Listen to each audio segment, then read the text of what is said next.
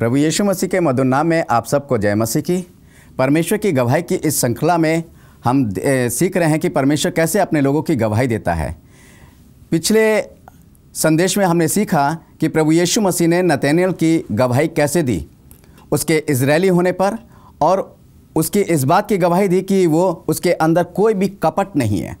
आज देखते हैं कि प्रभु यीशु मसीह किस व्यक्ति की गवाही देता है, और वो व्यक्ति कोई ऐसा वैसा व्यक्ति नहीं है, बल्कि परमेश्वर के वचन में अगर हम उसको देखें तो वो एक महान व्यक्ति रहा है, और ख़ास तौर से वो नए नियम में उसने बहुत सा कार्य किया है। उसकी बहुत सी पत्रियां हैं। आप समझ गए होंगे मैं किसके बारे में बात कर रहा हूं। यदि आप परमेश्वर के वचन को पढ़ते होंगे या परमेश्वर के वचन को जानते होंगे तो आपको पता होगा कि मैं किसके बारे में बात कर रहा हूं। जी हाँ, मैं पौलुस के बारे में बात कर रहा हूं कि पौलुस को परमेश्वर ने किस तरीके से चुना है। वहाँ पर पौलुस के लिए जो प्रभु यीशु मसीह ने गवाही दी है, उसके चुने जाने के लिए गवाही दी है। पौलुस एक इजरायली था और वो पक्का परमेश्वर की व्यवस्था को मानने वाला व्यक्ति था, और वो परमेश्वर की व्यवस्था में बिल्कुल खरा था। वो कोशिश करता था कि परमेश्वर के जो कुछ भी वचन में लिखा हुआ है वो इधर से उधर ना हो। और ऐसे ही जब वो मसीही लोगों को, जो उसके लिए एक नया पंथ था, उनको मारने के लिए और उनको जेल खाने में डालने के लिए जा रहा था, तब रास्ते में प्रभु यीशु मसीह ने उसको दर्शन देकर कहा, उसका नाम पहले शाऊल भी था। उसने कहा कि हे शाऊल तू मुझे क्यों सताता है? उसने कहा, प्रभु तू कौन है? उसने कहा, मैं यीशु नासरी हूँ जिसे तू सताता है। वो अचंभित हो गया और उस बहुत अद्भुत तरीके से परमेश्वर ने उसको चुना। परंतु परमेश्वर का वचन यहाँ पर क्या कहता है, मैं चाहता हूँ कि अगर आपके साथ बाइबल है तो आप निकाल लीजिए। प्रेरितों के काम उसका 9 अध्याय और उसका 15 और 16 पद में खास तौर से पढ़ूंगा। यहाँ पर परमेश्वर का वचन कहता है, परंतु प्रभु ने उससे कहा, तू चला जा, क्योंकि वह तो अन्यजातियों और राजाओं और इजरायलियों के सामने मेरा नाम प्रकट करने के लिए मेरा चुना हुआ पात्र है, और मैं उसे बताऊंगा कि मेरे नाम के लिए उसे कैसे कैसे दुख उठाने पड़ेंगे। जी हाँ, जब हन्ना को परमेश्वर ने, प्रभु यीशु मसीह ने भेजा कि तू जा और जाकर पौलुस के लिए प्रार्थना कर, और पौलुस के लिए, क्योंकि वो मेरा चुना हुआ पात्र है। वो कहने लगा, प्रभु ये तो तेरे लोगों को सताता था, ये तो तेरे लोगों को दुख देता था। उसने कहा, चला जा, क्योंकि मैंने उसको अपने नाम के लिए चुना है। वो राजाओं में, अन्यजातियों में, हर एक जगह जाकर मेरे नाम की गवाही देगा, और इसलिए वो चुना गया है। और सबसे बड़ी बात 16वें पद में कहता है कि वो मेरे नाम के लिए बहुत दुख उठाएगा। उसे कैसे कैसे दुख उठाने पड़ेंगे? क्या आप जानते हैं कि पौलुस ने सही में प्रभु यीशु मसीह की जब सेवकाई को उसने लिया, जब प्रभु यीशु मसीह ने उसको अपनी सेवकाई के लिए चुना, तब उसने पीछे मुड़ के नहीं देखा। परमेश्वर का वचन इस बात को बताता है। अगर आप कुरिन्थियों की पत्री पढ़ेंगे तो वहाँ पर लिखा हुआ है कि पौलुस ने 5 बार 39 कोड़े खाए और 3 बार बेतें खाई। उसे समुंदर के किनारे डाल दिया गया। उसे कई बार पत्थरवा करने की कोशिश की गई। उसे कई बार मारा पीटा गया। कई बार उसे लानतान किया गया। कई बार वो भूखा और प्यासा पड़ा रहा, परंतु वो प्रभु की सेवकाई के लिए, जिस मकसद के लिए उसे प्रभु यीशु मसीह ने चुना था, वो उस मकसद को पूरा करता रहा। ये पौलुस के अंदर एक दृढ़ इच्छा थी। इतना कष्ट सहने के बाद भी, इतना कष्ट उठाने के बाद भी उसने पीछे मुड़ के नहीं देखा। परंतु यदि हम आज के सेवकों की बात करें तो थोड़ा सा कष्ट आने पर भी उनकी स्थिति और उनका विश्वास और उनका भरोसा डामाडोल होने लगता है। वो परमेश्वर से दूर होने लगते हैं। और होता क्या है कि बहुत से लोग ज़्यादा कष्ट या मुसीबत सहन नहीं कर पाते हैं तो वो अपने घर में बैठ जाते हैं। परंतु पौलुस ऐसा नहीं था। पौलुस ने वो सब कुछ सहा। जो एक यातना जो उसने सही है, वो एक कठोर यातना को सहा है। पौलुस ऐसे ही एक बहुत बड़ा फिलॉसफर नहीं बना। पौलुस ऐसे ही चुना नहीं गया। परमेश्वर जानता है कि कौन मेरी सेवकाई कर पाएगा या नहीं कर पाएगा। ये चुनाव परमेश्वर की ओर से होता है। आज हमारा मकसद क्या होता है? यदि हमारे पास नौकरी नहीं है या कोई काम नहीं है ढंग का या कुछ नहीं है, तो हम सेवकाई की लाइन में आ जाते हैं और सोचते हैं कि हम सेवक बन जाएंगे, और इससे क्या होगा, क्या हमारी कमाई भी होने लगेगी और हमारी इज्जत भी हमको मिलेगी। परंतु ऐसी इज्जत ना तो प्रभु यीशु मसीह देता है और ना ही ऐसी कमाई जो लोग लेते हैं कि मजदूर को उसकी मजदूरी मिलनी चाहिए, ऐसी मजदूरी देने से भी वो खुश नहीं होता है। क्योंकि प्रभु यीशु मसीह ये चाहता है कि जो कुछ भी आए वो चुनाव उसकी ओर से हो। वैसे तो प्रभु यीशु मसीह ने हर एक को अपने लिए चुना है, हर एक का वरदान अलग अलग है, परंतु हम अपनी बुलाहट को, अपने चुने जाने को पहचानते नहीं हैं। क्यों नहीं पहचानते हैं? क्योंकि हम ये सोचते हैं कि हमारा चुना जाना हमारा ऐसे ही है, जो हम चाहें बस वही हो। और इसलिए प्रभु यीशु मसीह पौलुस अपनी पत्रियों में लिखता है कि तुम अपनी बुलाहट को तो पहचानो। हमें अपनी बुलाहट को पहचानना चाहिए। पता चलता है कि प्रभु हमसे तो सुसमाचार प्रचार कराना चाहता है और हम सिर्फ हीलिंग के ही काम कर रहे हैं, या प्रभु हमसे हीलिंग का काम कराना चाहता है, हम सिर्फ अन्य भाषाओं में बोलने में लगे हुए हैं। प्रभु हमसे अन्य भाषाओं का काम कराना चाहता है, परंतु हम जो हैं सिर्फ ट्रांसलेशन में लगे हुए हैं। या परमेश्वर हमसे उपकार के काम कराना चाहते हैं, लोगों के भलाई के लिए, लोगों की सहायता के लिए बहुत से ऐसे काम हैं जो प्रभु कराना चाहता है। ज़रूरी नहीं है कि आप एक याजक बनकर या आप एक पास्टर बनकर या एवेंजलिस्ट बनकर ही प्रभु की सेवकाई करें। आप जैसे भी हैं, जहां पर भी हैं, जिस स्थिति में भी हैं, उस स्थिति में भी प्रभु ने आपको चुना है। चुने जाने का सबसे बड़ा कारण मैं आपको बताना चाहता हूं, यदि प्रभु आपको चुनता नहीं तो इस दुनिया के अंदर वो आपको भेजता नहीं।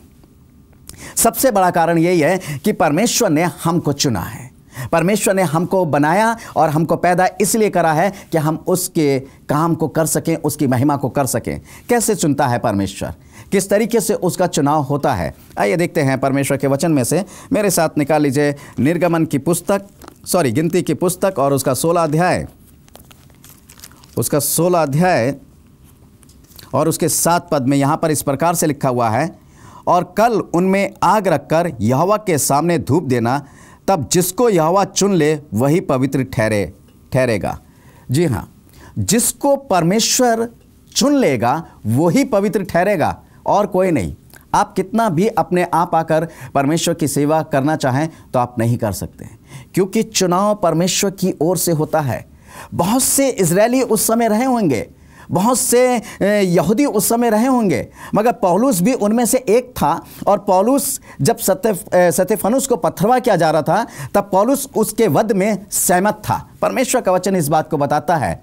परंतु जब प्रभु यीशु मसीह ने उसको चुना, क्योंकि उसका चुनाव तो निर्धारित था, उसका चुनाव तो पहले से स्थापित परमेश्वर ने कर रखा था, और इसलिए परमेश्वर ने उसको चुना और चुनकर अपनी सेवकाई दी और उसको पवित्र किया। क्योंकि जब प्रभु किसी को चुनता है अपनी सेवकाई के लिए तो उसे पवित्र भी करता है, परंतु वो ये देखता है कि ये मेरी सेवकाई कर पाएगा या नहीं कर पाएगा। आज बहुत सा प्रभु का काम इसी वजह से गड़बड़ हो रहा है, क्योंकि हम सोचते हैं कि हमारा चुनाव है। होता क्या है कि हमारे पास कहीं नौकरी नहीं है, कोई चाकरी नहीं है, या हमारे पास ऐसी एजुकेशन नहीं है कि हमें अच्छी नौकरी मिले, तो हर एक कोई सेवकाई की लाइन में चला जाता है। मेरे प्यारे भाइयों बहनों, ये सोच बिल्कुल गलत है। अगर इस सोच के मुताबिक हम प्रभु की सेवकाई करते हैं तो हमारी सेवकाई कभी भी प्रभु को ग्रहण योग्य नहीं हो सकती है। इसलिए हमें चाहिए कि परमेश्वर हमें चुने, और ध्यान रखें कि परमेश्वर हमें किस बात के लिए चुन रहा है, कौन सी सेवकाई के लिए चुन रहा है, किस सेवकाई के लिए चुन रहा है। हम उसके चुने जाने को तो मालूम करें कि किस मकसद के लिए वो चुन रहा है, और इसलिए अपने आप को उसमें ढालने की कोशिश करें। जब ऐसा करते हैं तब परमेश्वर उस सेवकाई के लिए हमें और आपको पवित्र करता है। और मेरे साथ निकाल लीजिए व्यवस्था विवरण, उसका 1 अध्याय और उसका 13वां पद, कि परमेश्वर कैसे चुनता है, किन लोगों को चुनता है। व्यवस्था विवरण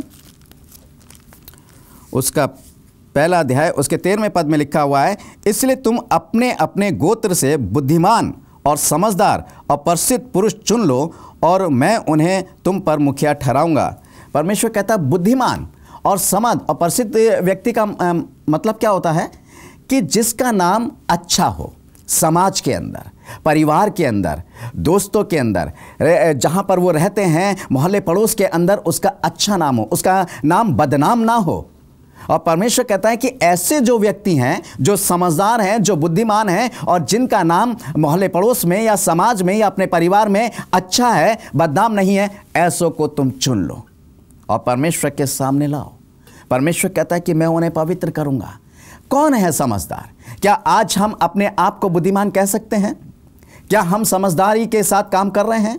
क्या हमारा आज अच्छा नाम है? शायद नहीं है। नीति वचन में सुलेमान बहुत अच्छी बात लिखता है कि बड़े धन से अच्छा चाहने योग्य नाम होना चाहिए, कि अगर यदि आपका नाम अच्छा है, आपके नाम बदनाम नहीं है, तो आपके पास धन हो या ना हो वो सबसे बड़ी बात है। क्योंकि परमेश्वर की आशीष, क्योंकि हमारे नाम के द्वारा, हम अपने नाम के द्वारा मसीह लगाते हैं, या हमारे नाम के द्वारा मसीह की प्रशंसा और तारीफ और आदर और मान सम्मान होता है हमारे नाम के द्वारा। कैसे? जब हमारा चाल चलन, हमारी बोलचाल, हमारी भाषा सब पवित्र और अच्छा और साफ होता है और लोगों में हमारी तारीफ होती है, तब लोग जो होते हैं हमारी तारीफ करते हैं। परमेश्वर इस बात से खुश होता है और वो उस व्यक्ति को अपने कार्य के लिए चुनता है। एक ऐसा चुनाव जो है परमेश्वर करता है। कोई उल्टा सीधा चुनाव परमेश्वर नहीं करना चाहता है। आज जब उल्टा सीधे तरीके से हम प्रभु की सेवकाई करते हैं तो कार्य भी होता है और बिगाड़ भी होता है। इसमें बदनामी किसकी होती है? आप सोचते हैं कि बदनामी हमारी नहीं हो रही है, परंतु सच में हम अपने उद्धारकर्ता प्रभु यीशु मसीह की बदनामी कर रहे हैं। हम अपने उद्धारकर्ता प्रभु यीशु मसीह को बदनाम करने की कोशिश कर रहे हैं। मेरे प्यारे भाइयों बहनों, इस तरीके की सेवकाई नहीं, वो सेवकाई सिर्फ प्रभु यीशु मसीह के द्वारा चुने जाने से होना चाहिए, जैसे उसने पौलुस को चुना। मेरे साथ निकाल लीजिए, परमेश्वर का वचन इस चुनाव के बारे में एक बात और कहता है। प्रेरितों के काम उसका 6 अध्याय, प्रेरितों के काम उसका 6 अध्याय, यहाँ पर परमेश्वर का वचन इस तरीके से कहता है, 3 और उसके 4 पद में लिखा हुआ है, इसलिए हे भाइयों, अपने में से 7 सुनाम पुरुषों को जो पवित्र आत्मा और बुद्धि से परिपूर्ण हो चुन लो कि हम उन्हें इस काम पर ठहरा दें। परंतु हम तो प्रार्थना में और वचन की सेवा में लगे रहेंगे। ये बात सारी मंडली को अच्छी लगी और उन्होंने स्तेफनुस नाम एक पुरुष को जो विश्वास और पवित्र आत्मा से परिपूर्ण, और फिलिपुस और प्रखुक और निकानोर और तिमोन और परमिनास और अंताकीवासी और निकुलाउस को जो यहूदी मत में आ गया था चुन लिया। जी हाँ, परमेश्वर फिर कहता है जो पवित्र आत्मा से परिपूर्ण हो और बुद्धिमान हो, ऐसे 7 लोगों को चुन लो। उस समय क्या था, ये 12 चेले जो प्रभु यीशु मसीह के थे, ये सब की सब सेवकाई करते थे, तो उनको बहुत सी प्रॉब्लम होती थी, कहीं खाने के बंदोबस्त की, कहीं किसी चीज़ की बंदोबस्त की, और भी बातों को देखना, लोगों को देखने की। और जो विधवाएं जो सेवा करती थी बेचारी, खाना बनाने के लिए प्रभु के सेवकों के लिए, उनको भी बहुत सी परेशानी होती थी। तब चेलों ने ये निर्धारित किया कि हम ऐसे 7 लोगों को चुन लें जो पवित्र आत्मा से परिपूर्ण हो और बुद्धिमान हो। जी हाँ, सेवकाई के लिए, चुने जाने के लिए, अगर आप सेवकाई करना चाहते हैं, अगर आप प्रभु की सेवकाई में आना चाहते हैं, तो सबसे पहले आप घुटने टेक कर प्रार्थना करें कि प्रभु यीशु मसीह कि हमें वो पवित्र आत्मा दे, कि वो पवित्र आत्मा हमें गाइड कर सके कि हम तेरी सेवकाई को किस तरीके से कर सकें, हमें कैसी सेवकाई करनी चाहिए। और जब इस तरीके से आप सेवकाई करेंगे तो परमेश्वर की बहुत सी आशीषें आपके द्वारा होंगी और बहुत सी आत्माएं आप प्रभु यीशु मसीह के लिए जीत सकेंगे। अगर बिना पवित्र आत्मा के, बिना समझ के, बिना बुद्धिमानी के और या बिना चुनाव के अगर आप सेवकाई करेंगे तो आप खुद तो नष्ट होंगे, आप बहुत सी आत्माओं को भी जो प्रभु के लिए जीतने नहीं पाएंगे, बल्कि उन्हें भी नष्ट करेंगे, गुमराह करेंगे। क्यों? क्योंकि जब पवित्र आत्मा हमारे पास नहीं है तो हमें गाइड कौन करेगा? जब समझ हमारे पास नहीं है तो हम परमेश्वर के वचन को समझेंगे कैसे? जब परमेश्वर की बुद्धि हमारे पास नहीं है तो हम उस बुद्धि से उस ज्ञान की बातों को कैसे जान पाएंगे, उस भेद की बातों को कैसे जान पाएंगे? और जब हमारा चुनाव नहीं हुआ है तो परमेश्वर हमें पवित्र नहीं करेगा। जब परमेश्वर हमें पवित्र नहीं करेगा तो अपवित्रता की बातें और अपवित्रता की चीजें हमारे जीवन से निकलेंगी और लोगों के सामने, समाज के सामने जब हम जाएंगे तो कहीं ना कहीं वो अपवित्रता की झलक दिखाई देगी, जिससे बहुत से लोगों का विश्वास टूट जाएगा और वो प्रभु से दूर हो जाएंगे। कि प्रभु के सेवा कैसे होते हैं, क्या सेवकाई, प्रभु की सेवकाई इस तरीके से होती है। तो मेरे प्यारे भाइयों बहनों, चाहिए कि हम प्रभु से प्रार्थना करें और ये जानने की कोशिश करें कि प्रभु कौन सी सेवकाई हमें देना चाहता है। कैसी? सुसमाचार की सेवकाई, अनभाषा की सेवकाई, लोगों की भलाई करने की सेवकाई, लोगों का उपकार करने की सेवकाई, लोगों की सहायता और मदद करने की सेवकाई। बहुत सी सेवकाई हो सकती हैं जो आप अपने घर बैठे आराम से प्रभु के लोगों के लिए कर सकते हैं। मगर इसके लिए ज़रूरी है कि आप प्रार्थना करें। आप घुटने टेक कर प्रभु से प्रार्थना करें और मांगे कि प्रभु मैं भी तेरी सेवकाई करना चाहता हूं या करनी चाहती हूं, तो मुझे अपनी सेवकाई को सौंप। और सही में प्रभु ने सबको बनाया ही इसी माध्यम से है कि हर एक के जीवन के द्वारा उसकी महिमा होने पाए। उसकी महिमा करना भी एक सेवकाई है। दूसरे गरीब मोहताजों की, दीन दुखियों की और जो कुछ तुच्छ समझे जाते हैं उनकी सहायता मदद करना भी ये एक सेवकाई है। हर एक प्रकार की सेवकाई है और प्रभु हर एक के उसमें आशीष देता है। आपका चुनाव किस लिए हुआ है? आइए देखेंगे परमेश्वर का वचन एक और देखेंगे कि मेरे साथ प्रेरितों के काम 1 अध्याय उसका 23 से 26 पद तक निकाल लीजिए। मैं आपको चुनाव की बात कर रहा हूँ। यहूदा इस्करियोती जब ख़त्म हो गया, उसने अपने आप को फांसी लगा ली, तब 11 चेले जो थे वो बचे। उन 11 चेलों ने ये डिसाइड करा कि हम 12 होने चाहिए, इसलिए हम किसका चुनाव करें। मगर वो चुनाव ऐसा नहीं था। उन्होंने वो चुनाव अपने आप से नहीं करा और ना वो अपने आप से वो चुनाव करना चाहते थे, क्योंकि वो ये चुनाव परमेश्वर का है और ये कार्य परमेश्वर का है, इसलिए वो चाहते थे कि ये चुनाव भी परमेश्वर करे। अगर चाहते तो चेले भी पवित्र आत्मा से परिपूर्ण थे। चेलों को भी बुद्धि और समझ से परिपूर्ण प्रभु यीशु मसीह ने किया था। और इसलिए जब चेले परिपूर्ण थे पवित्र आत्मा से भी, बुद्धि से भी, समझ से भी, तो वो चाहते तो वो किसी का भी चुनाव कर सकते थे, परंतु नहीं। उन 11 चेलों ने जो पवित्र आत्मा से परिपूर्ण थे, जिन्होंने प्रभु यीशु मसीह पर विश्वास रखा, प्रभु ने उन्हें बुद्धि प्रदान करी, प्रभु ने उन्हें समझ प्रदान करी, उन्होंने चुनाव करना ठीक नहीं समझा। देखेंगे प्रेरितों के काम 1 अध्याय उसका 23। तब उन्होंने 2 को खड़ा किया, एक यूसुफ को जो बारसबा कहलाता है, जिसका उपनाम यूस्तुस है, और दूसरा मथिया को, और ये प्रार्थना की कि हे प्रभु, तू जो सबके मन जानता है, ये प्रकट करके इन दोनों में से तूने किसको चुना है, वे सेवकाई और प्रेरिताई का पद ले, जिससे यहूदा छोड़कर अपने स्थान को चला गया। तब उन्होंने उनके बारे में चिट्ठियां डाली और चिट्ठी मथिया के नाम पर निकली, अतः वे उन 11 प्रेरितों के साथ गिना गया। जी हाँ, चिट्ठी किसके नाम निकली? मथिया के नाम। क्यों? क्योंकि ये चुनाव वो परमेश्वर के पास लेकर गए। प्रभु हम तो नहीं चुन सकते, और ये बात सही भी है, क्योंकि प्रभु के देखने में और हमारे देखने में ज़मीन आसमान का अंतर है। प्रभु की सोच में और हमारी सोच में ज़मीन आसमान का अंतर है। प्रभु की गति में और हमारी गति में ज़मीन आसमान का अंतर है। प्रभु जो सोचता है वो हमारे मन के अंदर तक झांक कर उस चीज़ को सोचता है, और वो ये जानता है कि ये व्यक्ति क्या मेरी सेवकाई करने के योग्य है या नहीं है। और जब इसलिए चेलों ने इस बात को महसूस किया, वो जानते थे अच्छे से कि हम मनुष्यों के द्वारा ये चुनाव नहीं होना चाहिए, क्योंकि प्रभु की कोई भी सेवा हो, किसी भी तरीके से सेवा कोई भी छोटी बड़ी नहीं होती है। मैं आपको बताना चाहता हूँ, चाहे आप कैसी भी सेवकाई कर रहे हैं, सेवकाई कोई भी छोटी बड़ी नहीं होती है, क्योंकि हम एक बात को अपने दिमाग में बनाए रखें कि हम चाहे छोटी सेवा हो चाहे बड़ी सेवा हो, कर किसके लिए रहे हैं? उसी प्रभु के लिए जो बड़ी सेवा कर रहे हैं, और उसी प्रभु के लिए जो लोग छोटी सेवा कर रहे हैं। तो छोटी बड़ी सेवा प्रभु की नज़रों में कोई मायने नहीं होती है। सेवा सेवा होती है, और वो सेवा होती है प्रभु यीशु मसीह की, और वो सेवा मुझे और आपको निरंतर प्रभु यीशु मसीह के लिए करते रहना चाहिए। यदि वो सेवा मैं और आप नहीं कर रहे हैं तो बिल्कुल व्यर्थ है। मगर ये सारी सेवा प्रभु के चुनाव के ऊपर निर्धारित होनी चाहिए, हमारे मनुष्य का चुनाव नहीं होना चाहिए। मुझे मिलाकर 5 भाई हैं। 5 भाइयों में से प्रभु ने मेरे को क्यों चुना? प्रभु ने मुझे क्यों चुना? मेरे 4 और भाइयों को क्यों नहीं चुना? क्योंकि प्रभु जानता था कि वो 4 भाई इस सेवा के योग्य नहीं हैं। परंतु ऐसा नहीं है कि वो नहीं चाहता था कि वो सेवा करें। वो अपने भले कामों से, वो अपने अच्छे कामों से उसकी सेवा करें।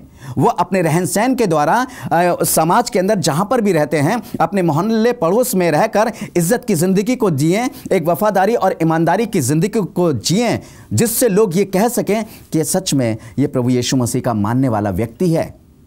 ये सेवकाई प्रभु ने सौंपी है, परंतु प्रभु ने मुझे सुसमाचार की सेवकाई सौंपी है। ये चुनाव प्रभु की ओर से था, ये मेरी ओर से नहीं था। आपका भी चुनाव यदि आप करना चाहते हैं, प्रभु के आगे रखें, किसी मनुष्य के आगे नहीं रखें, किसी संस्था के आगे नहीं रखें, बल्कि जो प्रभु जिसकी सेवकाई करने जा रहे हैं अगर वो चुने तो सबसे बड़ी बात है, सबसे बड़ी बात है। मेरे प्यारे भाइयों बहनों, मत्थिया का भी चुनाव परमेश्वर की ओर से ला। चेलों ने अपनी बुद्धि का सहारा नहीं लिया। और नीति वचन 3 और उसके 5 पद में लिखा हुआ है कि तू अपनी समझ का सहारा ना ले, वरन संपूर्ण मन से परमेश्वर पे भरोसा रख। सही में हमें अपनी समझ का सहारा नहीं लेना। यदि हम अपनी समझ का सहारा लेते हैं, जब मनुष्य ने, आप ये ध्यान कीजिएगा, जब आपने या हमने अपनी समझ का सहारा लिया होगा, तब कोई ना कोई काम गलत रहा होगा या गलत रास्ते पे चला होगा। परंतु जब हम प्रभु के आगे कोई भी काम रख के करते हैं और जब प्रभु की समझ का सहारा लेकर काम करते हैं, जब प्रभु से बुद्धि और समझ मांग कर कोई भी काम करते हैं, तब परमेश्वर बहुत सी आशीष देता है और उस काम को सफलतापूर्वक बनाता है।